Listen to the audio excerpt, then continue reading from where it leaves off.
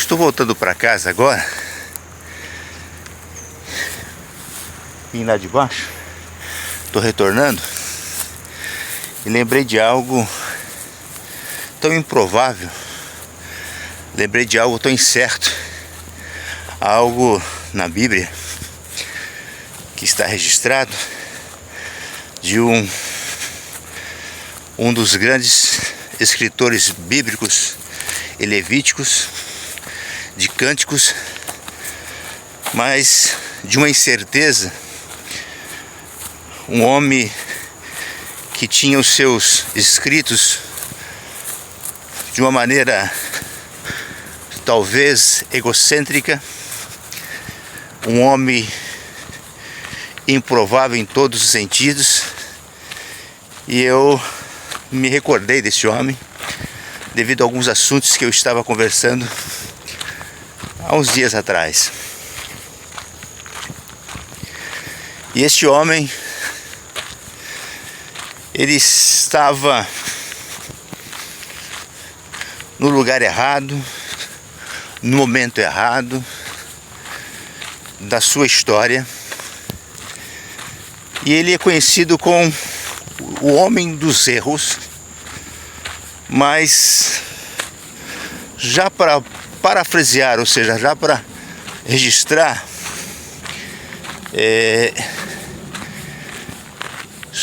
só que ele é tido como um homem simples e como um homem raro. Mas esse homem que eu falo agora, ele escreveu um salmo ou um cântico que é mais lido, que é mais ouvido, mais assistido, mais declamado. Ele é mais difundido em todas as religiões. Ele é tido como o salmo mais visto de todos os tempos, de todos os escritos, de todas as histórias, que é o Salmo de número 23. E eu, quando digo que ele estava no lugar errado, na hora errada, porque logo cedo, na sua adolescência, talvez entre 14 a 16 anos, ele está no lugar improvável, um lugar incerto, um lugar que não era a sua posição de estar. Por quê? Porque quem pastoreava as ovelhas geralmente eram as pessoas que tinham experiência. Quem pastoreava as ovelhas eram pessoas que tinham o conhecimento daquele animal e que tinha o conhecimento da região, ou seja, do local, para poder apacentar. Mas naquele lugar que ele está apacentando, e ele escreve um dos salmos mais lindos, um dos escritos mais lindos, ou seja, esse salmo ele é louvado pela boca dos levitas, é adorado pela boca dos pastores, ele é cantado entre os homens, cantado entre as mulheres, ele é falado no homem mais nostálgico, mais boêmico, falado no mais roqueiro, falado em todas as classes, ou seja, desde o mais romântico, o mais roqueiro, o mais lírico, ele é falado, que é o Salmo de número 23. E ele começa o Salmo de número 23 de uma maneira muito pessoal, muito individual. E ele escreve o Salmo de número 23 e diz assim: o Senhor é meu, né? O Senhor é o meu pastor. Ele fala de uma maneira muito individual, muito possessiva, muito egoísta. Ele diz: o Senhor é meu pastor e vírgula, nada me faltará. Ou seja, ele não dizia: o Senhor é o pastor da minha casa, o Senhor é o pastor da minha família, o Senhor é o pastor da minha nação, do meu povo, do meu reino. Não, o Senhor é o meu pastor. De algo tão pessoal e de essa primeira frase, assim, o Senhor é meu pastor, essa frase possessiva, egoísta, egocêntrica, mas num sentido tão profundo mesmo, uma frase tão pequena, mas de uma profundidade muito grande, que ele diz, o Senhor é o meu pastor.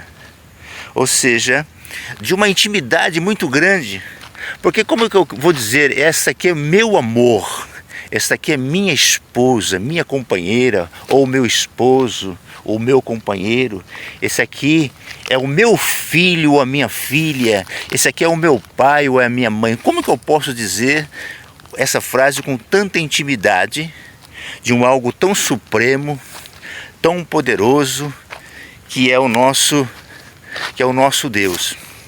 Mas ele diz assim de uma maneira muito transparente, muito convicto do que ele fala. Ele diz, o Senhor é o meu pastor. E quando a gente lê esse salmo, a gente não percebe essa introlocução de Davi, este homem improvável. Por quê?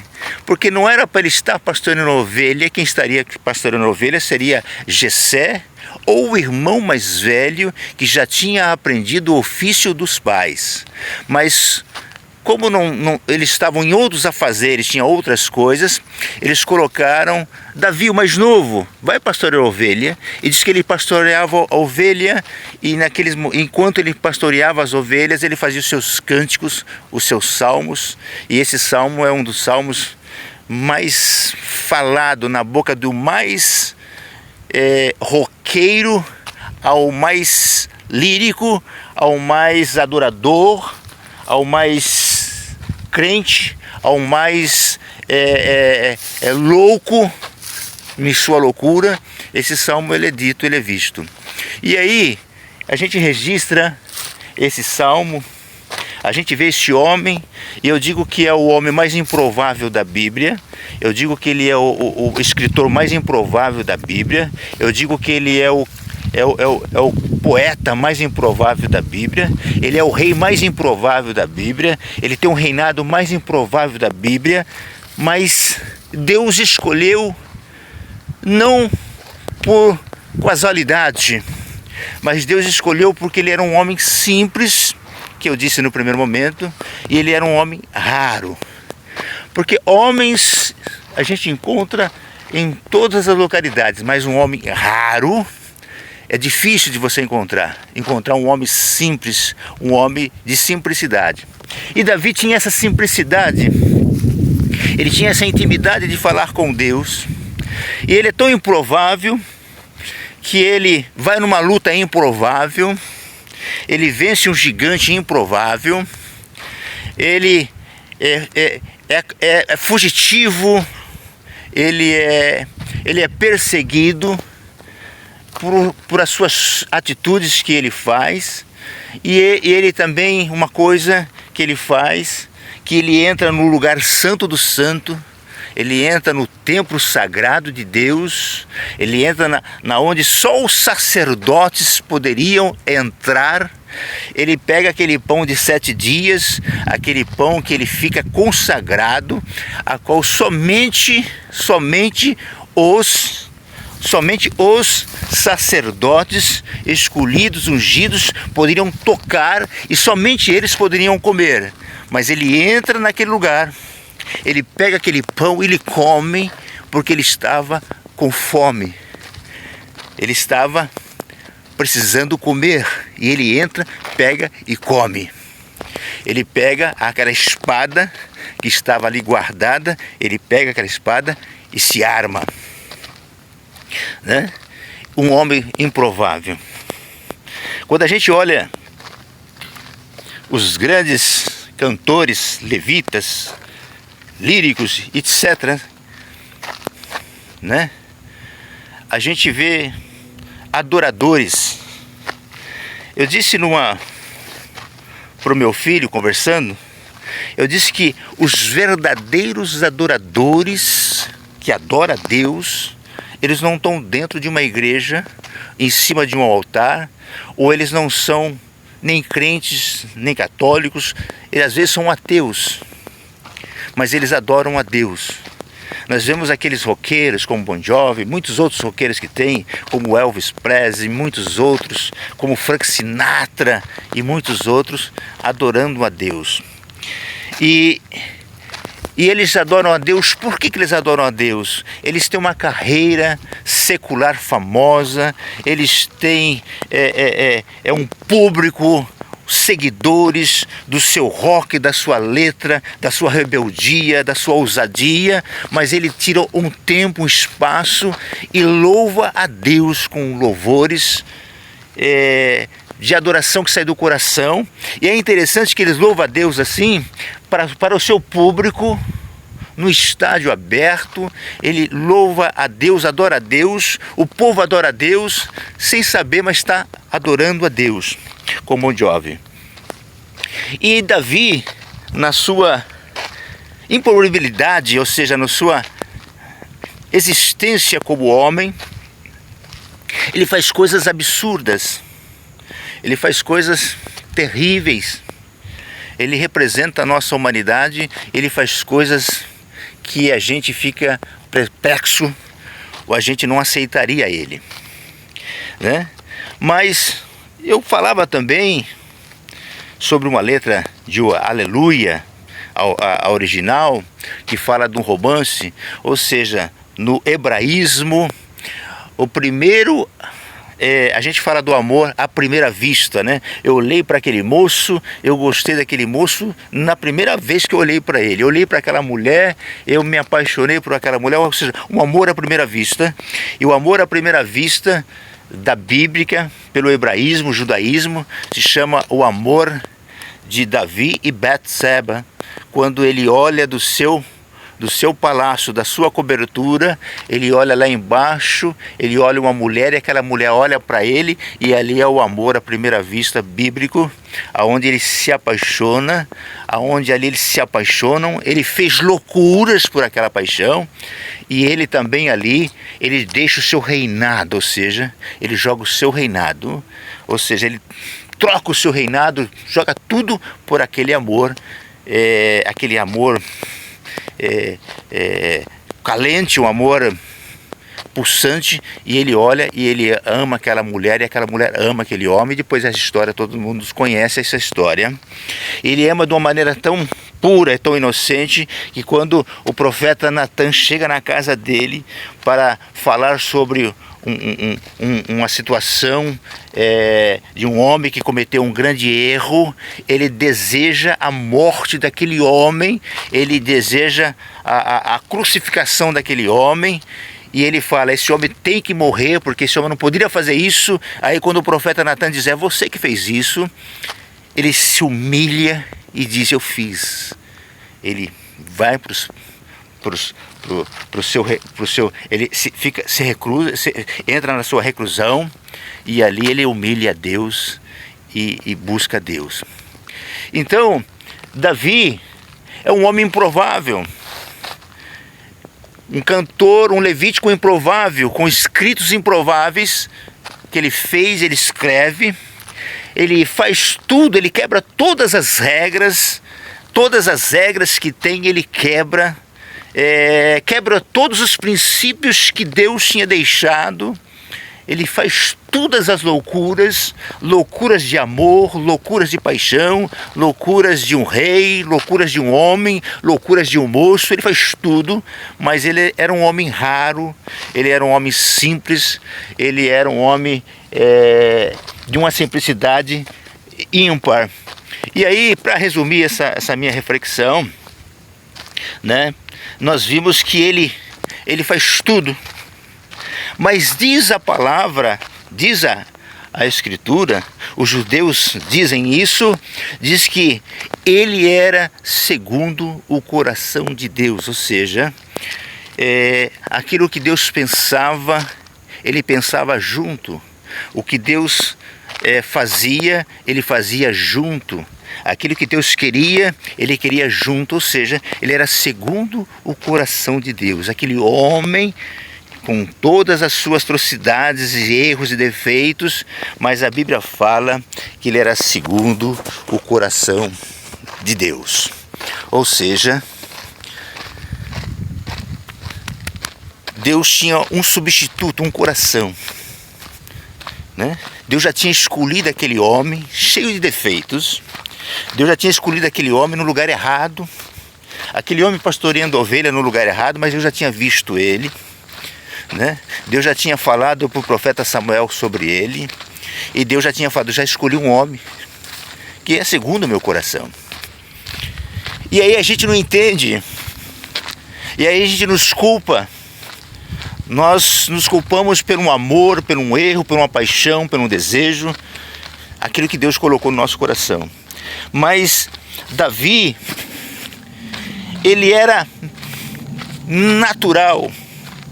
Ele era algo seu, ou seja, a ponto dele escrever um salmo pessoal.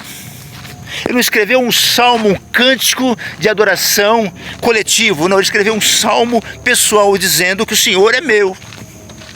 Ele não disse o Senhor é nosso, né? Ele diz o Senhor é meu.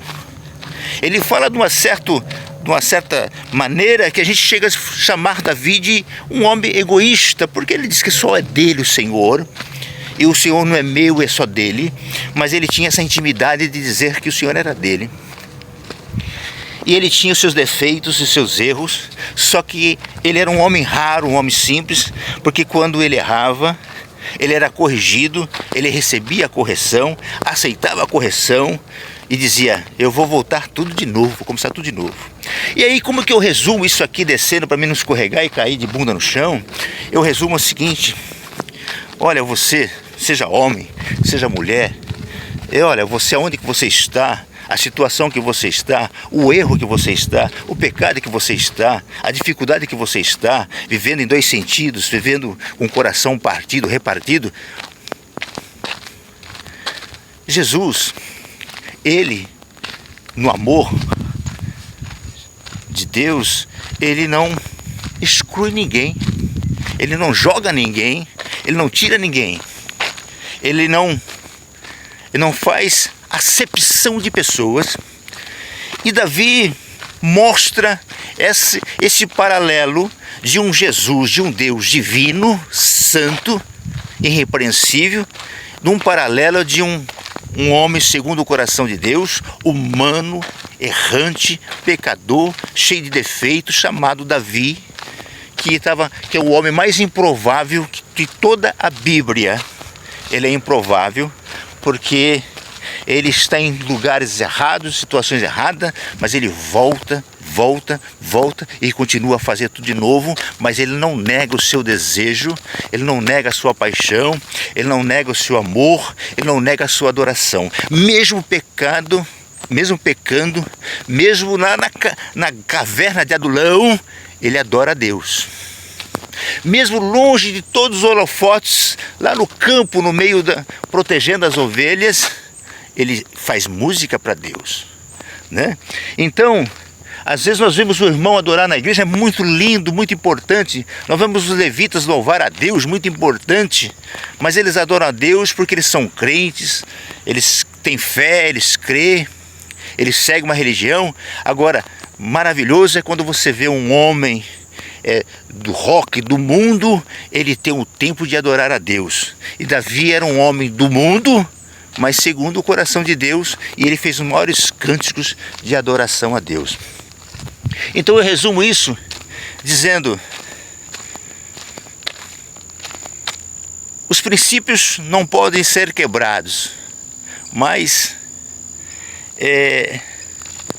seja você ou não, seja um homem raro, uma pessoa simples, mas lembre-se, se Davi era segundo o coração de Deus, se Deus amou Davi, se Deus buscou Davi, se Deus instruiu Davi, Deus também pode nos instruir, nos ensinar e nos capacitar e nos fortalecer e nos dar uma nova oportunidade a cada dia, né? Então, vou resumir por aqui, tá bom? Um abraço, estou indo para casa agora e tudo vai dar certo, já deu tudo certo. Um abraço.